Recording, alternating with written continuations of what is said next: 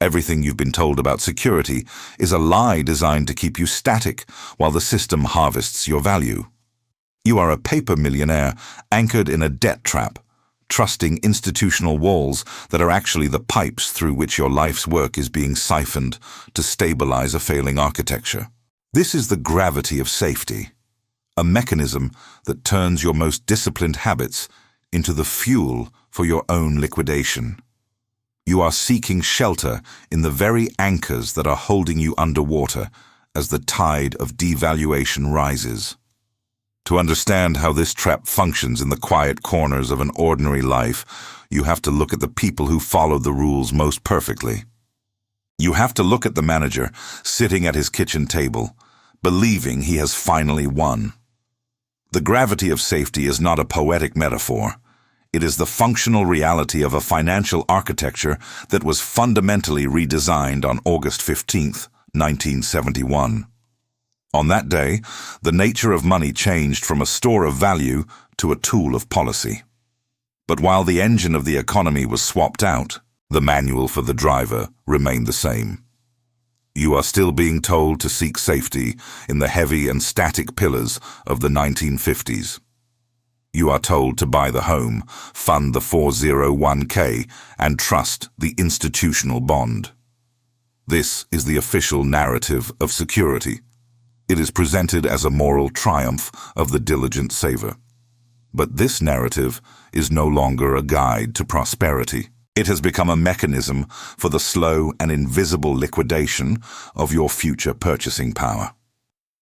The standard explanation for why the middle class is struggling is usually focused on inflation or the rising cost of living. This is a partial truth that functions as a distraction. The real issue is not just that things are becoming more expensive. The issue is that the assets you have been told are safe are structurally engineered to have high gravity. They are designed to be difficult to move, easy to tax, and slow to grow. In a world of rapidly debasing currency, these assets do not protect your wealth. They anchor it in place while the tide of devaluation rises over your head. This is the inverse inventory. We are not just listing poor investment choices. We are conducting a forensic audit of the cultural artifacts that the middle class considers the foundation of their lives. We are going to dismantle the illusion of the primary residence as an investment. We will expose the fee structures in retirement accounts that consume decades of your labor. We will analyze why the traditional safety of the bond market has become a trap for the risk-averse. This is not theory. This is the documentation of how a system extracts value from the people who follow the rules most faithfully. To understand how to survive the next decade, you must first understand the mechanics of the trap. Let me be specific about how your safety is being used against you. To understand why Mark is losing, despite following every rule, we have to look at the engine under the hood of the global economy. Most people believe the money in their bank account is a static representation of their labor. It is not. On August 15th, 1971, the fundamental nature of your savings changed forever. This is what historians call the Nixon shock, and here is what that means. Before this date, the United States dollar was backed by gold, meaning every bill was a claim check on a physical asset. After this date, the dollar became a pure fiat currency, a term that simply means money backed only by a government decree and nothing of physical substance. This transition turned the global economy from a system of hard floors into a system of floating ceilings. When money is decoupled from a physical constraint, the central bank can engage in monetary debasement. This is the process of increasing the total supply of currency, which reduces the purchasing power of every individual unit you own. Imagine a swimming pool where the water level is slowly rising while you are standing on the bottom. To keep your head above water, you must move faster than the pool fills, but the middle-class playbook tells you to stand still. It tells you to seek what economists call real interest rates, which is the nominal interest rate your bank pays you minus the actual rate of inflation. If your bank pays you 5%, but the cost of life rises by 6%, your real interest rate is -1%. You are not earning money. You are paying for the privilege of letting the institution hold your wealth while it evaporates. This is the functional reality of the post-1971 world. We are told that we have institutional protections and government regulations that keep our assets secure. That is true, and we will examine exactly what those protections actually cover. But first, we must look at the largest and most sacred pillar of the middle-class identity, the one that anchors most families to a single patch of dirt for 30 years. I promise to show you what institutional protections actually look like when the tide rises and the engine of safety begins to stall. To understand the magnitude of the trap, we must look at the year 2022, the moment the bedrock of middle-class security finally cracked in a way that had not been seen in a century. For decades, the bond market was the ultimate sanctuary for the risk-averse, the heavy anchor of the 60-40 portfolio. Failure was unthinkable until it happened. In a single year, the Bloomberg U.S. Aggregate Bond Index fell 13%. This was not a minor correction in a speculative market. It was a structural liquidation that erased $2.6 trillion in market value from the very assets defined as safe. Think about what that means for the people who followed the rules. This was the silent destruction of the pension for a retired teacher in Florida who saw her fixed income lose a decade of purchasing power in 12 months. This was the thinning of the medical fund for a textile worker in North Carolina whose union relied on these safe yields. This was the vanishing of the scholarship fund for a miner in West Virginia. This was the erosion of the emergency reserves for a farmer in Nebraska. This is the massive phenomenon that Mark in Ohio sees only as a confusing red number on his quarterly statement. He believes his portfolio is diversified, but the gravity of his safe assets is pulling him down. The catastrophe of 2022 revealed 4 distinct fractures in the architecture of safety. First, the total loss of principal in assets meant to preserve it. Second, the correlation of risk where stocks and bonds fell simultaneously. Third, the inability of institutional managers to pivot away from a sinking ship. Fourth, the terminal disconnect between nominal values and real survival costs. The response to this failure was immediate. The government stepped in, the banks were backstopped, and the safety net was reinforced with new layers of administrative guarantee. You are told the system held. You are told the walls are now thicker and your deposits are more secure than ever. This sense of relief is the final component of the mechanism. Now you might say that this analysis is too grim and that the modern financial architecture has evolved to prevent a total collapse of middle-class wealth. You might argue that since the Great Depression, we have built a fortress of regulations designed specifically to protect people like Mark. You point to the Federal Deposit Insurance Corporation as the ultimate guarantee that your hard-earned savings can never truly vanish. You believe that even if the bank fails, the government stands behind every dollar up to $250,000. This is the ultimate sedative for the modern saver.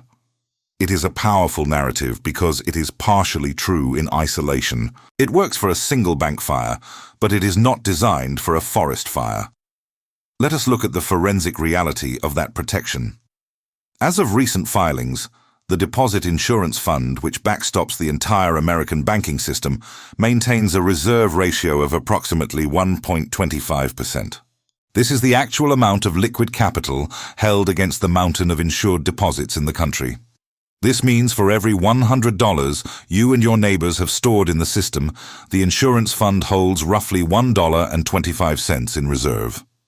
The remaining $98.75 are not in a vault. They are out in the world as debt, as mortgages, and as commercial loans. Think about what that means. The safety you feel is not based on a physical pool of money waiting to rescue you. It is based on a psychological contract that assumes everyone will never ask for their money at the same time. If a systemic crisis occurs, If a genuine loss of confidence ripples through the architecture, the insurance fund is mathematically irrelevant. It is a thin, psychological veil draped over a massive structural void. The government would be forced to print the difference which returns us to the very problem of debasement we are trying to escape.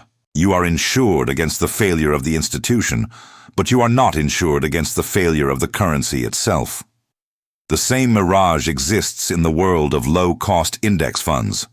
You are told that by buying the entire market, you have eliminated the risk of picking losers. This is true for individual company risk, but it creates a new and more dangerous phenomenon called systemic correlation. In a high-gravity environment, when the tide of liquidity goes out, everything falls together. The low fees do not matter if the underlying asset is being liquidated by a desperate crowd. You have traded the risk of being wrong for the risk of being trapped with everyone else. We are conditioned to believe that as long as we stay within these regulated boundaries, we are participating in a protected system.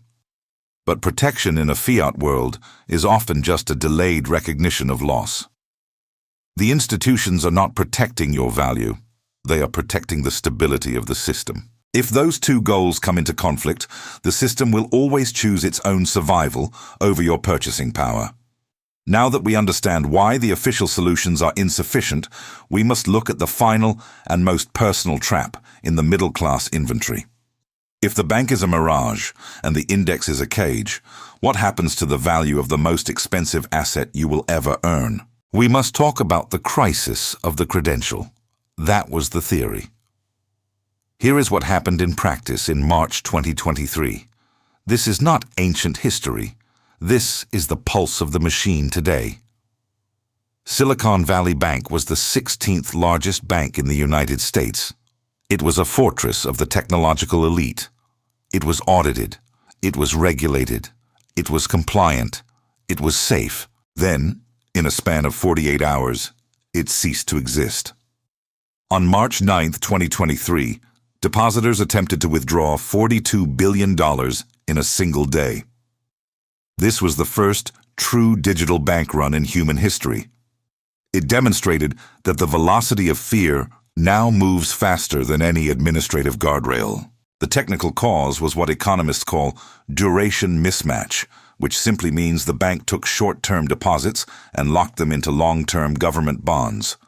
They bought the ultimate safety. They bought the bedrock of the global financial system. But as interest rates rose, the market value of those safe bonds crashed. The very asset meant to provide security became the weight that snapped the line. This is the gravity of safety in its most lethal form. Think about what that means. When the panic threatened to spread, the federal government intervened with the Bank Term Funding Program. They bypassed the $250,000 limit. They guaranteed every deposit regardless of size. Mark in Ohio watched this on his television and felt a sense of relief. He saw the swift hand of the state protecting the system, and he believed the walls were holding. But we must look at the four hidden costs of this intervention. First, the creation of new liquidity that further debases the currency. Second, the removal of market discipline, which encourages even more reckless institutional behavior. Third, the implicit signal that the government is now the ultimate insurer of all private bank risk. Fourth, the transfer of the cost of failure from the institutional shareholders to the general public through the invisible tax of inflation. This completes the pattern. Failure was unthinkable until it happened in 1929. Failure was unthinkable until it happened in 2008. Failure was unthinkable until it happened in 2023. The cycle is no longer a historical anomaly. It is the functional logic of the architecture. The government did not save the depositors. It saved the illusion of stability by mortgaging the purchasing power of Mark and everyone like him. Mark still has his $50,000 in the bank. The numbers on his screen have not changed. But the world around those numbers has become more expensive to pay for the rescue of a bank he never used. He is being liquidated to fund a safety he does not possess. This leads us to the final and most personal trap in the middle-class inventory. If the bank is a mirage and the index is a cage, what is the real value of the degree on the wall? We must talk about the crisis of the credential. And here is where it gets uncomfortable. There is a pattern that connects every fracture we have examined, from the silent fee in the 401k to the digital bank run that liquidated a fortress of the technological elite in 48 hours. This is not a series of unfortunate accidents or management errors. It is the functional output of a single architectural principle that dictates the modern era. We call it the gravity of safety. To understand your position in this graph, you must first recognize the fundamental shift in the nature of the economic contract. This is not conspiracy theory. This is structural analysis. Before 1971, safety was a function of preservation. In a system of hard constraints, an asset held its value because the supply of money was tethered to the physical world.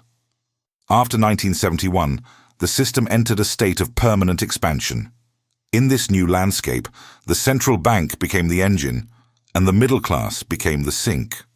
Think about what that means. A sink is where excess liquidity goes to be absorbed, so it does not overwhelm the rest of the house. Your home equity, your retirement account, and your insurance policy are the designated storage units for the currency the system prints to survive.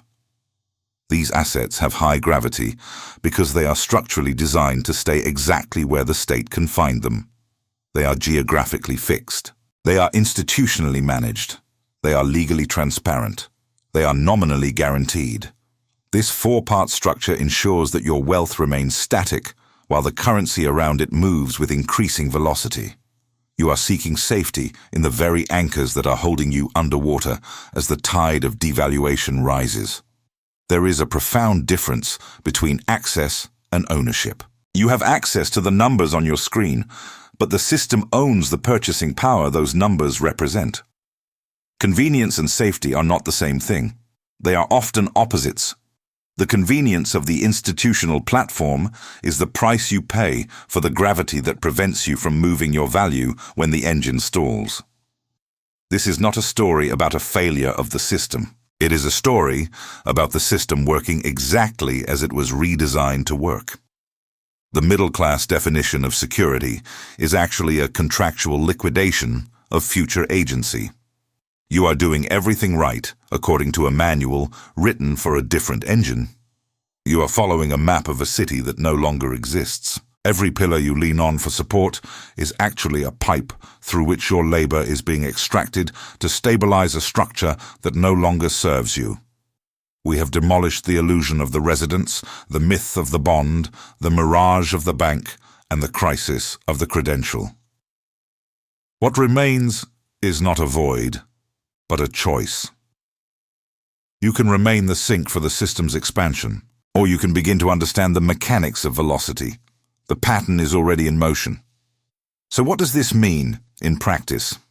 If the pillars of middle-class security have become the mechanisms of its liquidation, the question is not how to find a new version of safety, but how to master the mechanics of velocity. I am not recommending specific investments. I am documenting how those who have survived previous architectural shifts structured their exposure to minimize the gravity of the system. This is not about what you buy, but how you structure your exposure. The first shift is the move from static appreciation to productive cash flow. A primary residence is a liability because it requires a constant inflow of your labor to maintain. A productive asset, whether it is a private business or a cash-flowing property, generates the liquidity necessary to outpace currency debasement. But there is a catch. Productivity requires active management and carries operational risk. It is not set and forget. Anyone who tells you otherwise is selling something. The second shift is jurisdictional. Mark in Ohio is entirely exposed to the legislative and monetary decisions of a single government. Those seeking to escape the gravity of safety often diversify their legal and physical footprint. They hold assets in multiple jurisdictions to ensure that a single administrative freeze or tax change cannot liquidate their entire life. The limitation here is complexity. This strategy requires significant legal overhead and a higher threshold of capital to execute correctly. The third shift is into portable human capital. In a world where physical assets are easy to tax and institutional accounts are easy to freeze, the only asset with zero storage cost and total mobility is a high-value skill set that is not tied to a local license. But even this has a fracture point. Technology can render a specialized skill obsolete in a single year. There is no perfect solution.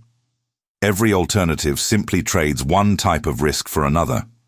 You are trading the risk of standing still for the risk of moving too fast. The goal is not to eliminate risk, but to choose the risks you can manage rather than the ones that are designed to consume you. The gravity of safety is a choice. None of these alternatives eliminate the fundamental volatility of a world in transition. They only change your position within it. It is now 9 p.m. in Columbus, Ohio. The coffee in the mug is cold, and the blue light from the laptop screen is the only illumination in the kitchen. Mark is still sitting at the table, but the quiet triumph he felt an hour ago has been replaced by a clinical coldness. He looks out the window at the dark silhouette of his 4-bedroom house. He no longer sees a castle or a family legacy. He sees a structure that requires $4,500 in cash every single year just to prevent it from rotting. He looks at his 401k statement and he finally understands the math of the silent partner. He sees a firm where he takes 100% of the risk while the managers take 30% of the profit through the invisible gravity of fees. He is not panicking. Panic is a reaction for those who do not understand the mechanism. Mark is doing something much more dangerous to the status quo. He is observing. Think about what that means for a moment. Mark has realized that there is a fundamental difference between access and ownership. Access can be revoked by an administrative freeze or a digital bank run. Convenience and safety are not the same thing. They are often opposites. The institutional walls that Mark believed were protecting him are actually the pipes through which his labor is being extracted to stabilize a failing architecture. This is not a story about a single manager in Ohio. This is a forensic audit of a transition that is already well underway. This channel exists to study the fractures before they become fault lines and to document the liquidation of a class before the process is complete. If you want to understand the mechanics of the next system before you are required to live within its constraints, you should position yourself with the data. This is not financial advice. This is the documentation of historical wealth patterns and the structural mechanics of fiat assets. Mark is still housed. He is still employed. He is not among the worst off. But he has finally seen the engine under the hood. The pattern is already in motion.